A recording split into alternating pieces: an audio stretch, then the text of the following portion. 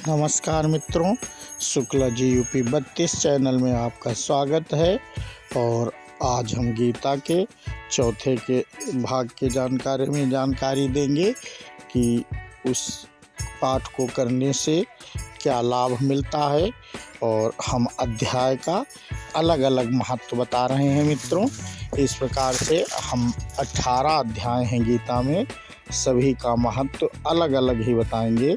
और इस वीडियो में हम भाग 4 शुरू कर रहे हैं और फिर आगे के भी भाग हम इसी वीडियो में कुछ बताएंगे।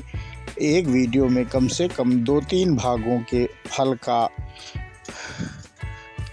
जो मिलता है वो हम आपको जानकारी देते रहते हैं। और जो लोग मित्रों नए हैं वो चैनल को सब्सक्राइब कर ले, और जो लोग पहले से चैनल पे जुड़े हुए हैं वो लोग लाइक, कमेंट और शेयर अवश्य करें, जिससे और भी लोगों को लाभ मिल सके। शेयर करने से गीता का ज्ञान उन्हें भी और भी आगे बढ़ सके। तो हम आज का चौथा अध्याय शुरू करते हैं मित्रों। जीवन में कभी न कभी मनुष्य को कुछ ऐसी मुश्किलों का सामना करना पड़ता है जब उसके पास समस्या का कोई समाधान नहीं होता। ऐसे में श्री गीता की मदद से वह समस्याओं का समाधान पा सकता है। साथ ही गीता के अध्याय का महत्व पढ़ने से व्यक्ति को मोक्ष मिलता है। यहाँ पर गीता के चौथे अध्याय का महात्म्य हम आपको सुना रहे हैं, और इसको सुनने से भी मोक्ष मिलता है। लक्ष्मी जी ने पूछा, हे स्वामी, श्री गीता पाठ करने वाले को छूकर भी कोई जीव मुक्त हुआ है?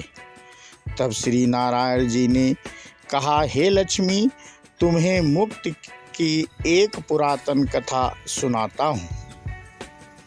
गंगा जी के तट पर एक काशीपुर नाम का एक नगर है। वहाँ एक वैष्णव रहता था। वह नित्य गंगा स्नान पर ही श्री गीता जी के चौथे अध्याय का पाठ करता था। एक दिन साधु वहाँ बैठ गया और बैठते ही उसको निंद्रा आ गई। एक बेरी से उसके पांव लगे और दूसरी से सिर लग गया। वे दोनों बेरियां आपस में कोप कर पृथ्वी पर गिर पड़ी। उनके पत्ते सूख गए। परमेश्वर की इच्छा से वह दोनों बेरियां ब्राह्मण के 2 कन्याएं हुईं। फिर ब्राह्मण के घर जन्म लेकर उन दोनों कन्याओं ने तपस्या करना आरंभ कर दिया। जब वे दोनों बड़ी हुईं तब उनके माता पिता ने कहा, हे पुत्री, अब तुम्हारा विवाह करते हैं। तब उन्होंने माता पिता से कहा, हम विवाह नहीं करेंगे। उनको अपने पिछले जन्म की खबर थी। उन्होंने कहा, हमारी एक यही अभिलाषा है कि वह साधु हमें पुनः दर्शन दें, जिसके स्पर्श करने से हमें अधम देह से छुटकारा मिला। और यह देह वह मिले तो बड़ा अच्छा हो। यह विचार कर उन दोनों ने माता पिता को तीर्थ करने की आज्ञा मांगी। तब माता पिता ने उन्हें तीर्थ यात्रा की आज्ञा दी।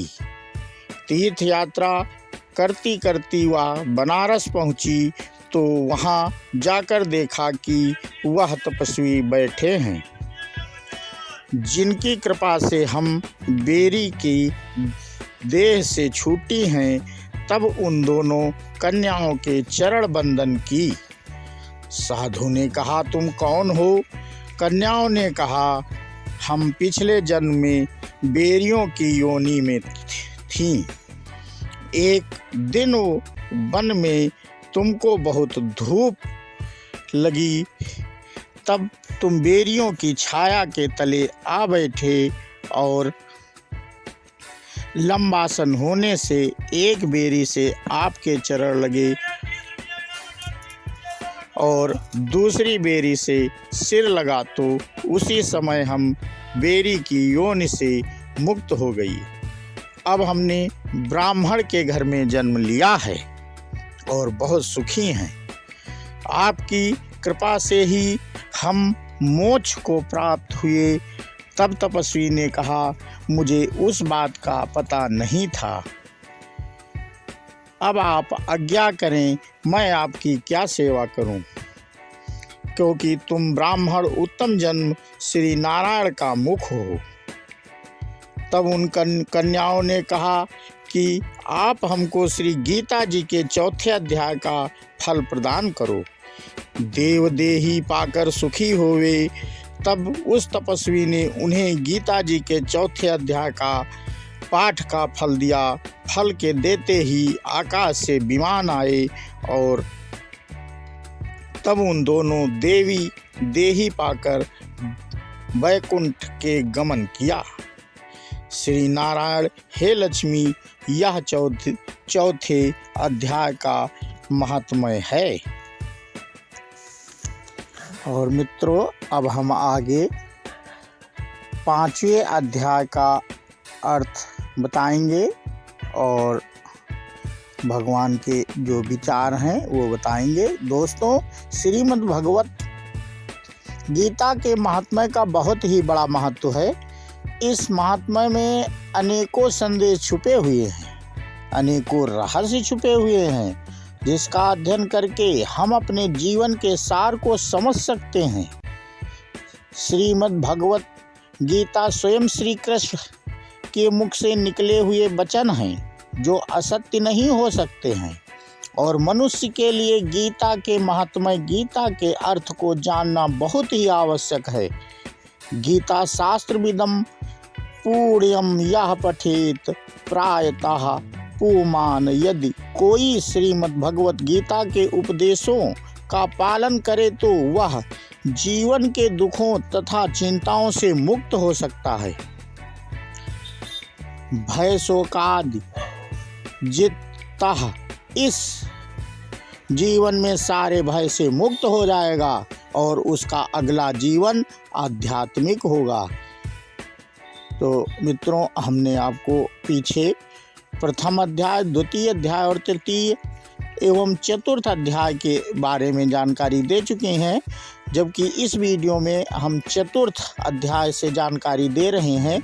मेरे पिछले वीडियो में 3 अध्याय की जानकारी दी गई है, तो उस वीडियो को भी आप लोग देख लें तो सारे आपके अध्याय पूरे हो जाएंगे। और हम इसी प्रकार अन्य वीडियो में आगे के उपदेश भी देखते रहेंगे। तो पंचम अध्याय का महात्म्य हम मित्रों आपको दे रहे हैं, आगे ध्यान से सुनिए, जिससे आप भी सुनने का फल प्राप्त कर सकेंगे।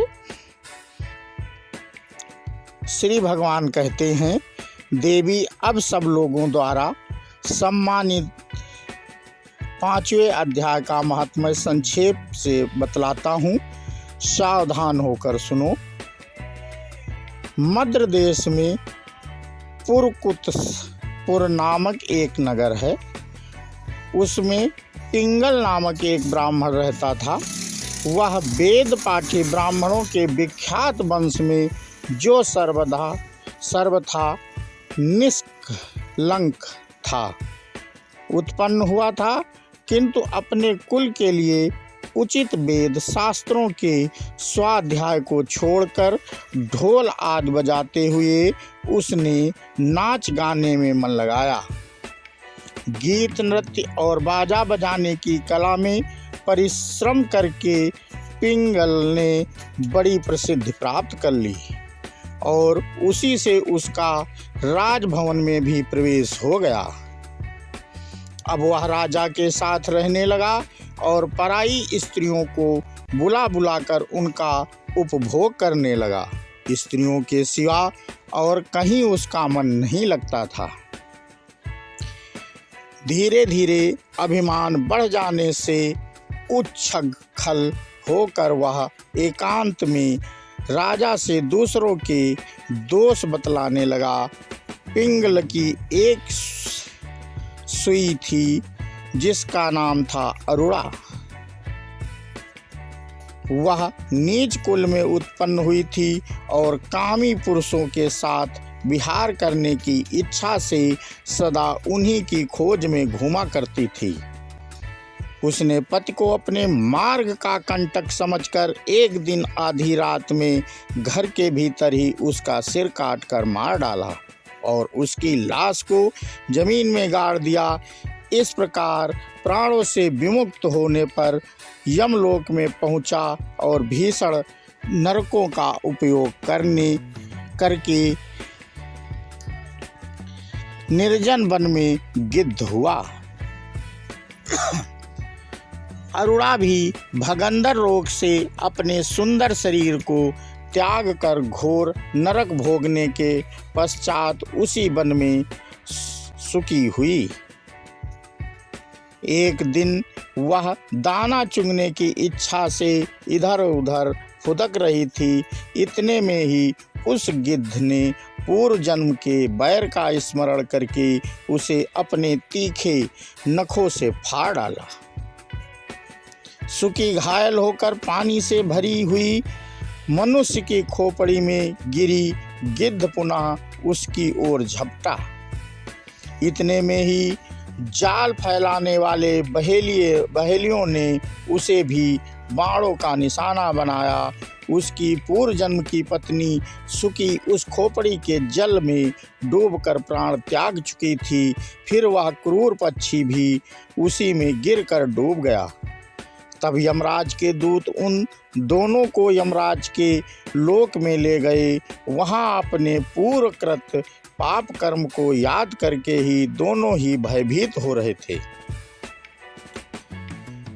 तदंतर यमराज ने जब उनके घृत कर्मों पर दृष्टिपात किया तब उन्हें मालूम हुआ कि मृत्यु के समय अकस्मात खोपड़ी के जल में स्नान करने से इन दोनों का पाप नष्ट हो चुका है। तब उन्होंने उन दोनों को मनोवांछित लोक में जाने की आज्ञा दी। यह सुन अपने पाप को याद करते हुए वे दोनों बड़े विस्मय पड़े और पास जाकर धर्मराज के चरणों में प्रणाम करके पूछने लगे, भगवान, हम दोनों ने पूर्व जन्म में अत्यंत घृणित पाप का संचय किया है, फिर हमें मनोवांछित लोकों में भेजने का क्या कारण है, बताइए। यमराज ने कहा, गंगा किनारे तटवट नामक एक उत्तम ब्रह्मज्ञानी रहते थे। वे एकांत सेवी, ममता रहित, शांत विरक्त और किसी भी द्वेष न रखने वाले थे। प्रतिदिन गीता के 5वें अध्याय का जप करना उनका सदा का नियम था। 5वें अध्याय को श्रवण कर लेने पर महापापी पुरुष भी सनातन ब्रह्म का ज्ञान प्राप्त कर लेता है। उसी पूर्ण के प्रभाव से शुद्ध चित्त होकर उन्होंने अपने शरीर का त्याग किया था। गीता के पाठ से जिनका शरीर निर्मल हो गया था, जो आत्मज्ञान प्राप्त कर चुके थे, उन्हीं महात्मन की खोपड़ी का जल पाकर तुम दोनों पवित्र हो गए हो। अतः अब तुम दोनों मनोवांछित लोगों को जाओ, क्योंकि गीता के 5वें अध्याय के महात्म्य से तुम दोनों शुद्ध हो गए।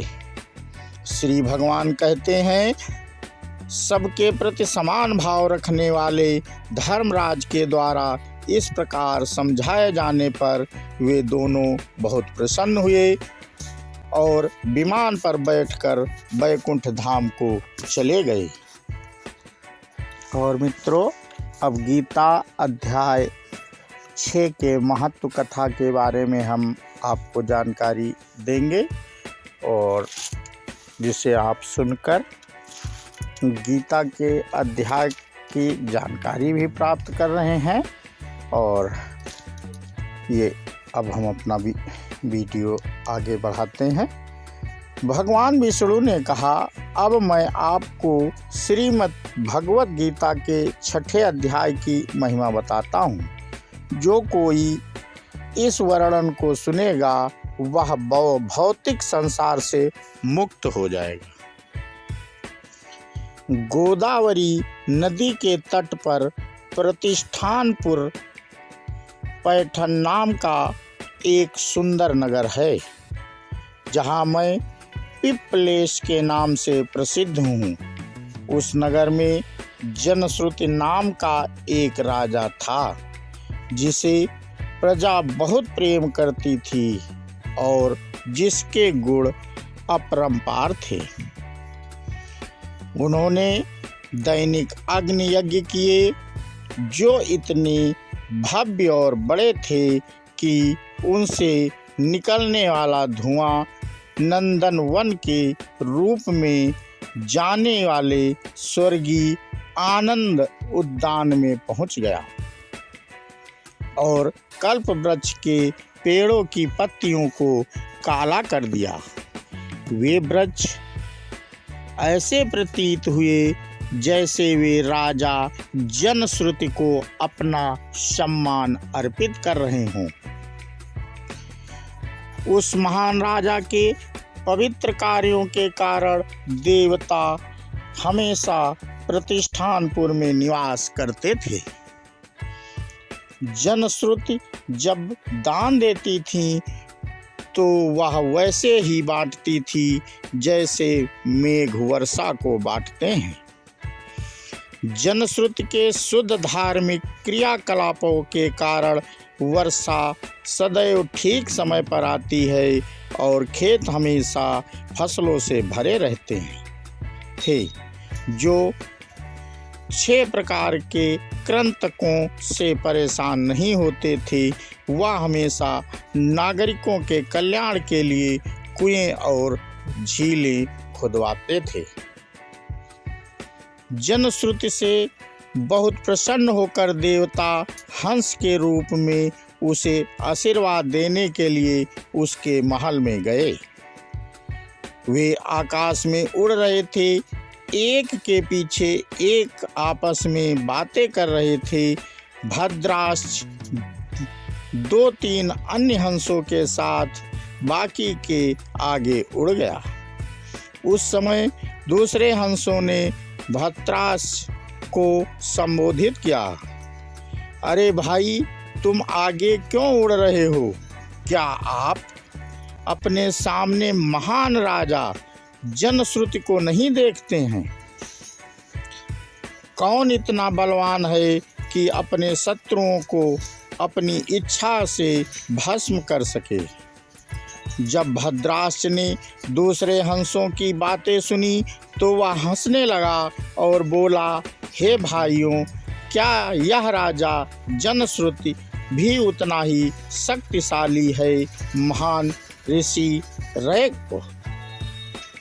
जब राजा ने हंसों की बात सुनी तो वह तुरंत अपने ऊंचे महल की छत से नीचे उतर आया और खुशी खुशी अपने सिंहासन पर बैठ गया। उस समय उन्होंने अपने सारथी को बुलाया और उसे महान ऋषि रैक को खोजने का निर्देश दिया। जब नाम के सारथी ने राजा के निर्देश सुने तो वह बहुत खुश हुआ और तुरंत रैको को खोजने के लिए निकल गया। सबसे पहले उन्होंने सभी प्राणियों के कल्याण के लिए काशीपुरी की यात्रा की, जहां भगवान विश्वनाथ निवास करते हैं। इसके बाद वह गया जहां कमल नयन भगवान गदाधर रहते हैं, जो सभी प्राणियों को जन्म और मृत्यु के बंधन से मुक्त करने में सक्षम हैं। अनेक पवित्र स्थानों की यात्रा करने के बाद वे मथुरा आए, जो सभी पापों को नष्ट करने में सक्षम हैं। इस स्थान पर भगवान के सर्वोच्च व्यक्तित्व भगवान श्री कृष्ण निवास करते हैं। सभी महान संत, देवता, वेद और अन्य शास्त्र भी अपने व्यक्तिगत रूप में तपस्या करते हैं और भगवान कृष्ण की सेवा करते हैं। मथुरा, जो आधे चांद के आकार की है और सुंदर भक्ति देने वाली जमुना नदी के तट पर स्थित है। उस क्षेत्र में सुंदर गोवर्धन पर्वत है, जो मुकुट में एक बड़े रत्न की तरह मथुरा मंडल, वैभव और महिमा को जोड़ता है। यह शुद्ध वृक्षों और लताओं से घिरा हुआ है। मथुरा के आसपास 12 अद्भुत वन हैं, जिनमें भगवान श्री कृष्ण अपनी अद्भुत लीलाओं का आनंद लेते हैं। यह शुद्ध वृक्षों और लताओं से घिरा हुआ है। मथुरा के आसपास 12 अद्भुत वन हैं, जिसमें कृष्ण अपनी अद्भुत लीलाओं का आनंद लेते हैं। यश के आसपास कृष्ण अपनी अद्भुत लीलाओं का आनंद लेते हैं। मथुरा छोड़ने के बाद महा ने पश्चिम और फिर उत्तर की यात्रा की। एक दिन वह कश्मीर नामक एक कस्बे में आया, जिसमें उसने एक बहुत बड़ा और चमकीला सफ़ेद स्थान देखा। उस स्थान पर सभी लोग, यहाँ तक कि मूर्ख पुरुष भी, बहुत से यज्ञों के लगातार जलने के कारण सुंदर देवताओं के रूप में दिखाई दे रहे थे। ऐसा लगता था मानो बादलों की कतार हमेशा शहर के ऊपर मंडराती रहती है। भगवान शिव की मूर्ति, जिसे मणिकेश्वर के नाम से जाना जाता है, उस शहर में निवास करती थी। कश्मीर का राजा अभी अभी बहुत से राजाओं को पराजित करके लौटा था और भगवान शिव की आराधना में लगा हुआ था। भगवान शिव के प्रति उनकी महान भक्ति के कारण उस राजा को मणिकेश्वर के नाम से जाना जाता था। मंदिर के दरवाजे के पास ही एक छोटी गाड़ी पर बैठे हुए एक पेड़ के नीचे ने महान ऋषि रायकव को देखा। जब उन्होंने जनश्रुति के वर्णन से रैक को पहचाना, वह तुरंत उनके चरणों में गिर गया और उनसे पूछताछ की। अरे महर्षि, आप कहाँ रहते हैं और आपका पूरा नाम क्या है? आप इतने उच्च कोटि के व्यक्ति हैं, तुम इस स्थान पर क्यों बैठे हो? जब रैकवा ने महा की बातें सुनी तो उसने कुछ देर सोचा और फिर जवाब दिया, मैं पूरी तरह से संतुष्ट हूँ, मुझे कुछ नहीं चाहिए। जब महा ने यह उत्तर सुना तो उसके दिल में सब कुछ समझ में आ गया। वह तुरंत लंबी यात्रा पर वापस प्रतिष्ठानपुर के लिए रवाना हो गए। जब वह अपने गंतव्य पर पहुंचा तो उसने तुरंत जाकर राजा को प्रणाम किया और हाथ जोड़कर राजा को सारी घटना बताई जो घटित हुई थी। राजा ने महा से सब कुछ सुनने के बाद महान ऋषि रैकव के दर्शन करने के लिए तुरंत जाने का फैसला किया।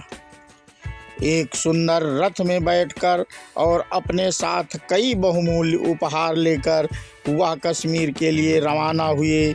जब वह स्थान पर पहुंचा जहां ऋषि रैकव ठहरे हुए थे तो वह उनके चरणों में गिर गया और उसने अपने साथ लाए हुए सभी की कीमती रेशम और गहने जो वह अपने साथ लाया था रैकवा के सामने रख दिए। उस समय महर्षि रैकव बहुत क्रोधित हुए। उसने कहा, हे मूर्ख राजा, तू इन सब व्यर्थ वस्तुओं को लेकर अपने रथ पर ले और इस जगह से चले जाओ। राजा तुरंत बड़ी भक्ति के साथ रैको के चरणों में गिर गया और उनसे क्षमा मांगते हुए उस पर दया करने के लिए कहा। उन्होंने रैको से पूछा, हे ऋषि, आपने भगवान के प्रति त्याग और